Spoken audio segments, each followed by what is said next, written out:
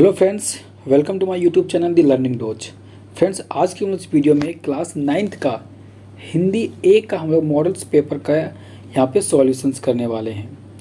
Friends देखिए, अब आप लोग के पास समय बहुत ही कम बचा हुआ है, तो आप अच्छा तैयारी करने के लिए आप चैनल को सब्सक्राइब जरूर कर लीजिएगा और बगल में बेल आइकन होगा, आप उसे भी प्रेस कर लीजिएगा ताकि आपको वीडियो का नोटिफिकेशन सबसे पहले आपको मिल सके। तो चलिए वीडियो को शुरू करते हैं। देखिए, आपको का नंबर में आप पठित गद्यांश दिया हुआ है, आपको क्या करना है, इसको पढ़ना है और आपको यहाँ पे उत्तर देना है।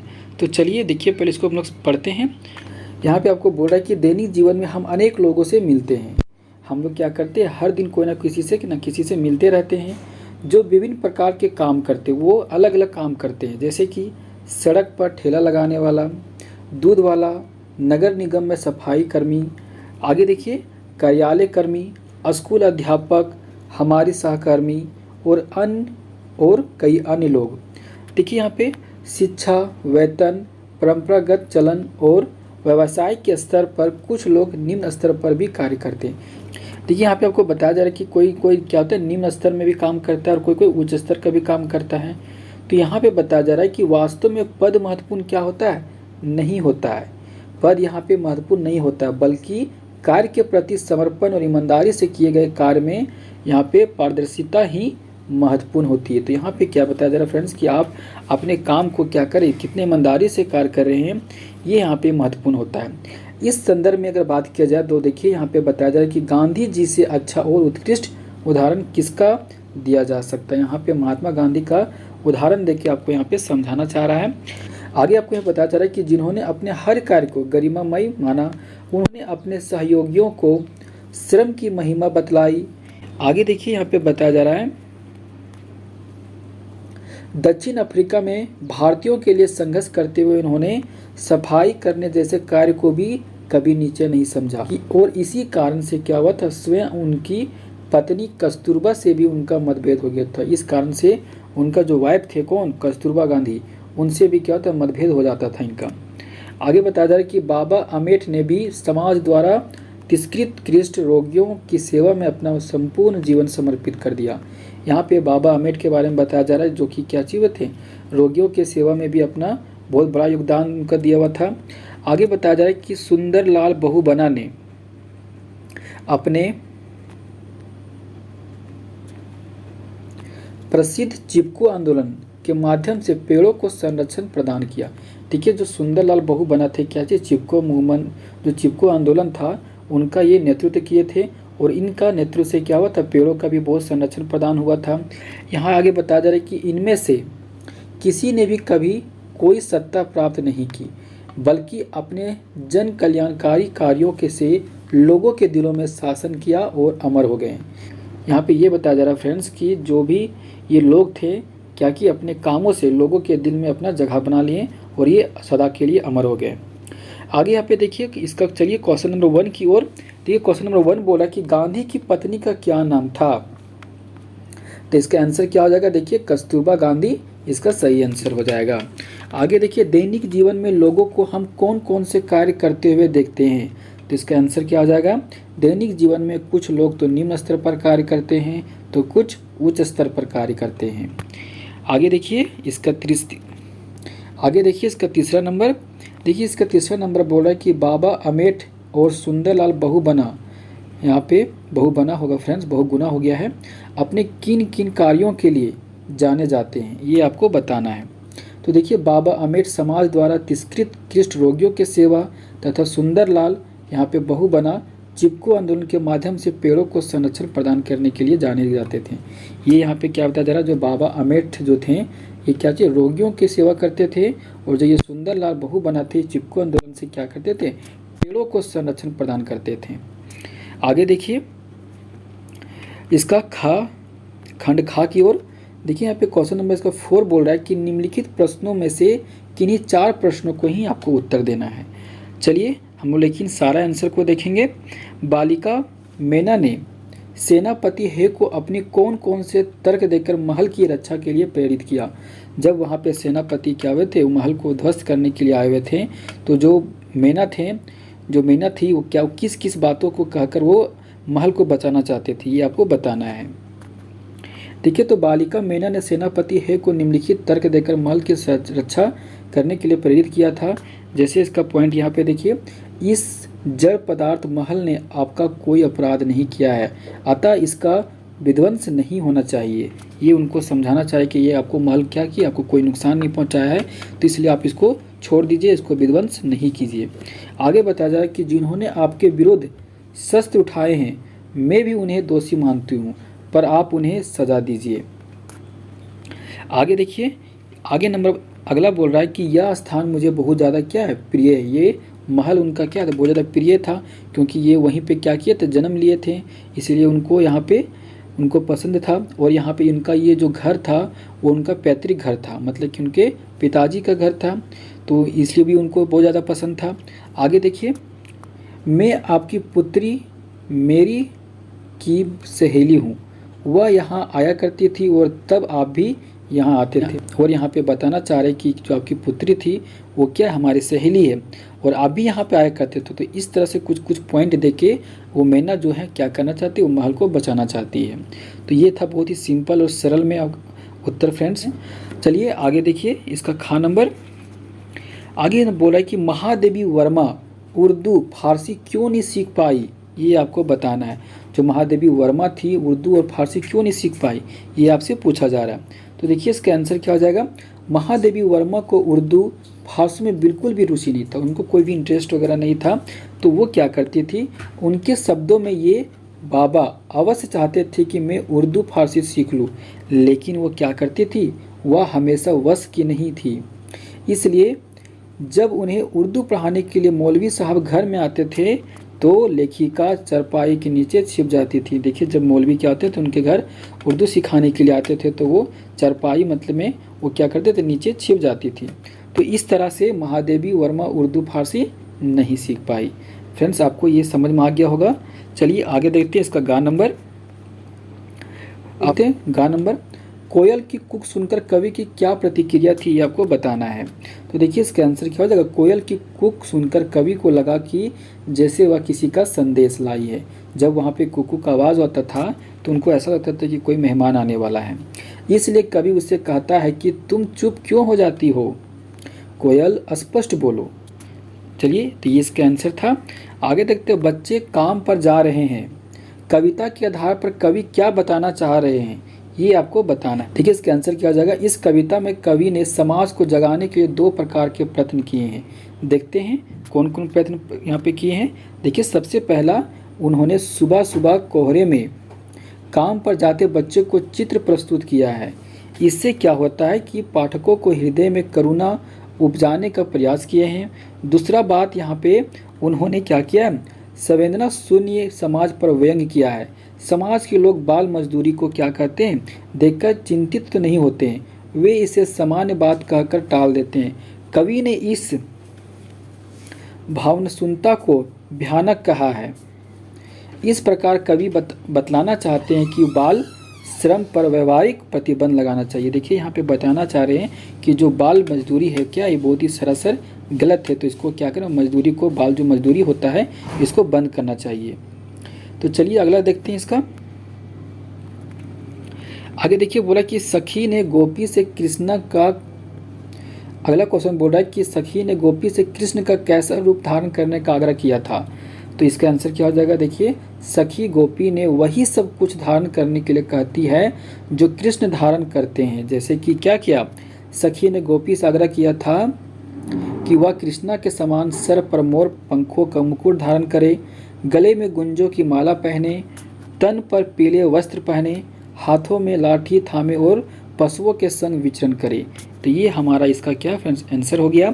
आगे देखिए, मैना जड़ पदार्थ मकान को बचाना चाहती थी। देखिए अगला बोल रहा है कि मैना जड़ पदार्थ मकान को बचाना चाहती थी पर अंग्रेज उसे नष्ट करना चाहते थे, क्यों। देखिए, तो इसका आंसर क्या हो जाएगा, मैना अपने मकान को बचाना चाहती थी क्योंकि वह उसी मकान में पली बड़ी थी। हम आपको पहले भी बताया फ्रेंड्स कि वो क्या था, उनका बचपन का वो घर था, तो उसको क्या करते थे, बचाना चाहती थी।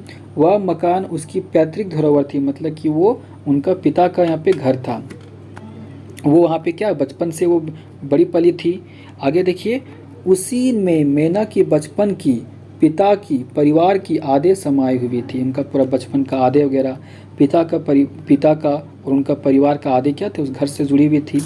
वह उसके जीवन का भी सहारा हो सकता था, इसलिए वह उसे बचाना चाहती थी। आगे बताया जा रहा है कि नाना साहब ने अंग्रेज सरकार को बहुत हानि पहुंचाई थी। नाना ने क्या किया था, अंग्रेजों को बहुत हानि पहुंचाई थी, इसीलिए क्या किया रहे थे अंग्रेजों के लिए वह राजमहल उसके दुश्मन नाना साहब की निशानी थी। वो उनको क्या चीज़ सोच रहे थे कि वो नाना साहब का निशानी है, और वो नाना साहब के हर एक निशानी को मिटाना चाहते थे। इसीलिए वो क्या करना चाहते थे कि उसको यहाँ पे ध्वस्त करना चाहते थे वो महल को। वे इनकी हर निशानी को मिट्टी में मिला देना चाहते थे, ताकि देश में फिर से कोई अंग्रेज के विरोध आवाज ना उठा पाए। आगे देखिए अगला क्वेश्चन 5 की ओर। यहाँ पे आपको बताना है कि देखिए अगला क्वेश्चन यहाँ पे बोल रहा है कि रीढ़ की हड्डी जो है शीर्षांक एकांकी के द्वारा लेखक ने समाज से किन बुराइयों की ओर संकेत किया है, ये आपको बताना है। तो चलिए इसका आंसर देखते हैं। देखिए रीढ़ की हड्डी एकांकी के माध्यम से लेखक समाज के पुरुषवादी मानसिकता को उखाड़ फेंकना चाहती है। मतलब यहाँ पे बताना चाह रहे कि जो रीढ़ की जो हड्डी है, इसे ये बताना चाह रहे कि जो यहाँ पे जो समाज में हमारे क्या है, पुरुषवादी से यहाँ पे मानसिकता ज़्यादा पनप उठा है, तो उसको यहाँ पे ये जड़ से ख़त्म करना चाहते थे। आगे बताया जाए कि पुरुषवादी मानसिकता के कारण ही हमारा समाज प्रगति की दिशा में अग्रसर नहीं हो रहा है। मतलब कि पुरुषवादी समाज के कारण से क्या रहा, हमारा समाज और आगे डेवलप नहीं हो पा रहा है। आगे देखिए साथ ही अन्य देशों की तुलना में पिछड़ता भी जा रहा है। हमारे समाज के महिलाओं की स्थिति अत्यंत दयनीय है। यहाँ पे ये भी बताना चाह रहे हैं कि पुरुषवादी समाज के कारण से भी हमारा देश क्या हो रहा है, आगे डेवलप नहीं हो पा रहा है, आगे नहीं बढ़ पा रहा है, और जो यहाँ की महिलाएं हैं उनको क्या, उनका जो स्थिति है बहुत ही खराब होते जा रहा है और यहाँ पे खराब हो रहा है। उन्हें विभिन्न प्रकार के सामाजिक बंधनों के घेरों में जकड़ कर रखा जाता है और उन्हें किसी भी प्रकार का निर्णय लेने की स्वतंत्रता नहीं दी जाती। साथ ही विभिन्न प्रकार के नियम उन पर थोपे जाते हैं। देखिए यहाँ पे क्या बताया जा रहा है कि महिलाओं का यहाँ पे बारे में बताया जा रहा है। लेखक बता रहे हैं कि सामाजिक बंधनों के कारण भी क्या करते हैं, वो घरों में ही सिमट जाते हैं। मतलब घर का ही सारा काम वगैरह करने में वो व्यस्त हो जाते हैं और उनको यहाँ पे निर्णय लेने का अवसर भी नहीं मिलता है। लेकिन यहाँ पे बताया जा रहा है कि विभिन्न प्रकार के उन पे और ज़्यादा नियम भी थोपा जाता है। तो इस तरह से यहाँ पे महिलाओं को यहाँ पे विडंबना के बारे में यहाँ पे लेखक क्या करे, जिक्र कर रहे हैं। आगे देखिए कि इस प्रकार लेखक इस पाठ के माध्यम से समाज में व्याप्त विसंगतियों को ध्यान आकृष्ट करना चाहते हैं। साथ ही महिलाओं को पूर्ण एवं स्वतंत्र रूप से जीने पर भी बल देते हैं। तो ये इसका आंसर हो गया।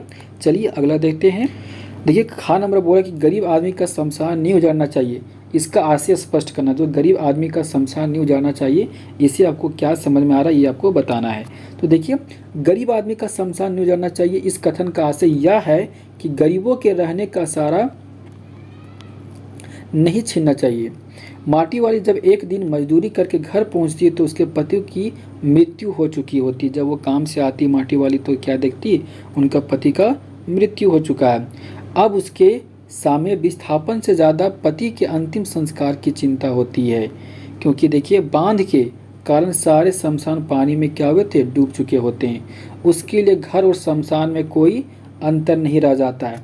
इसी दुखी के आवेश में वह या वाय की कहती, जब वो देखती है कि क्या चीज़, जो शमशान सारा पानी में क्या चीज़ ध्वंस हो चुका है, पूरा पानी में डूब चुका है, तो उनको यहाँ पे वही बताया जा रहा है कि सारे क्या चीज़, जो शमशान पूरा पानी में डूब चुका है। इसीलिए उनको यहाँ पे अपने पति की मृत्यु के बारे में ज़्यादा उनको चिंतित होती है। वही बताना चाहते कि घर और शमशान में क्या होता है, उनको कोई अंतर यहाँ पे नज़र नहीं आता है। वही यहाँ पे दुख में कहती है कि गरीब आदमी का शमशान क्या होता है, नहीं उजाड़ना चाहिए। चलिए इसका अगला क्वेश्चन देखते हैं हम लोग। यहाँ पे आपसे पूछा जा रहा है कि जो समाज में महिलाओं को उचित गरिमा देने के लिए आप क्या क्या कर सकते हैं, क्या क्या प्रयास कर सकते हैं, ये आपको लिखना है। तो चलिए इसका आंसर देख लेते हैं हम लोग। देखिए इसका यहाँ पे कुछ पॉइंट है, बहुत ही सरल भाषा में यहाँ पे दिया गया फ्रेंड्स। आप इसे स्क्रीनशॉट पे करके भी आप अपने कॉपी में नोट कर सकते हैं। देखिए इसका का नंबर बोल रहा है कि समाज में महिलाओं को उचित गरिमा दिलाने हेतु सबसे पहले उन्हें क्या करना होगा, शिक्षित बनाना होगा। क्योंकि जब तक शिक्षा अगर नहीं होगा तब तक वो कोई भी व्यक्ति आगे नहीं बढ़ सकता। तो इसीलिए समाज में उन शिक्षा को देना महिलाओं को बहुत ज़्यादा ज़रूरी है। देखिए जब तक महिलाएं शिक्षित नहीं होंगी वे ना तो अपना विकास कर सकती है और ना ही देश के प्रगति में अपना सहयोग दे पाएंगी।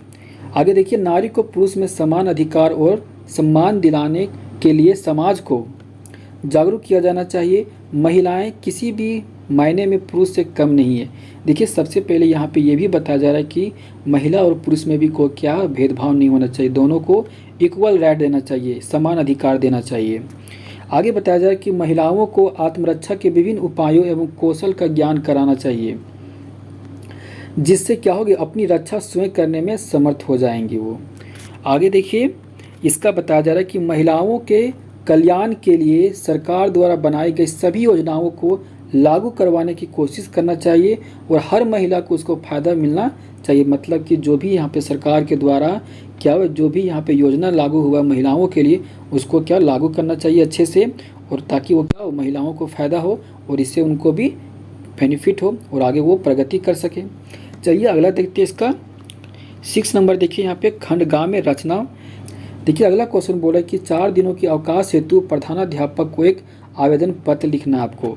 तो देखिए इसका आंसर उत्तर में सेवा में श्रीमान प्रधानाध्यापक महोदय उच्च विद्यालय यहाँ पे शीतलपुर, आप यहाँ पे क्या कीजिएगा, अपना स्कूल का नाम लिख दीजिएगा। महोदय, सविनय निवेदन है कि पिछले 2 दिनों से मेरा स्वास्थ्य क्या है, ठीक नहीं है, बार बार बुखार आ रहा है, डॉक्टर ने आराम करने की सलाह दी है, अतः आपसे प्रार्थना है कि दिनांक यहाँ पे जितना दिन से छुट्टी लेना आप यहाँ पे डेट डाल दीजिएगा, तक मुझे क्या अवकाश प्रदान करने की कृपा करे, धन्यवाद। आपका आज्ञाकारी यहाँ पे शिष्य, आप अपना क्या कीजिएगा, नाम डाल दीजिएगा। चलिए अगला क्वेश्चन देखते हैं। यहाँ पे क्वेश्चन बोला कि अपनी छोटी बहन को समय के सदुपयोग की सलाह देते हुए पत्र लिखना है। तो सबसे पहले आप यहाँ पे पता डाल दीजिएगा, तारीख डाल दीजिएगा और आपका बहन का जो नाम है वो यहाँ पे डाल दीजिएगा, लिख दीजिएगा। मैं यहाँ पे क्या हूँ, ठीक हूँ और आशा करती हूँ कि तुम भी वहाँ पे कुशल होगी। तुम्हारी छमाही की परीक्षा के परिणामों के बारे में पता चला। उनको जब छमाही के बारे में पता चलता है, उनका परीक्षा के बारे में, तो ये बताती है कि जिसमें तुम्हारी अंक क्या है, बहुत ही कम आए हुए हैं, उनका अंक क्या है, बहुत ही कम है।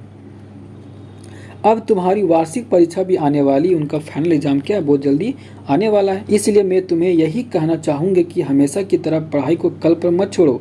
मतलब ऐसा नहीं कि कल हम लोग पढ़ लेंगे, ऐसा नहीं करना है। वो यहाँ पे आपको उनको सलाह दे रही है। समय के महत्व को समझे, समय के बारे में उनको यहाँ पे समझाना चाह रही है और बोल रही कि खूब मेहनत करो, अन्यथा तुम्हें पछताना पड़ सकता है। अगर यहाँ पे नहीं मेहनत करेगी तो क्या होगा, तुम्हें पछताना होगा। ये आपको यहाँ पे ये उनको सलाह दे रही है। माँ पिताजी को मेरा प्रणाम कहना, तुम्हारी बहन राधा। चलिए अगला क्वेश्चन देखते हैं, क्वेश्चन नंबर 7 फ्रेंड्स।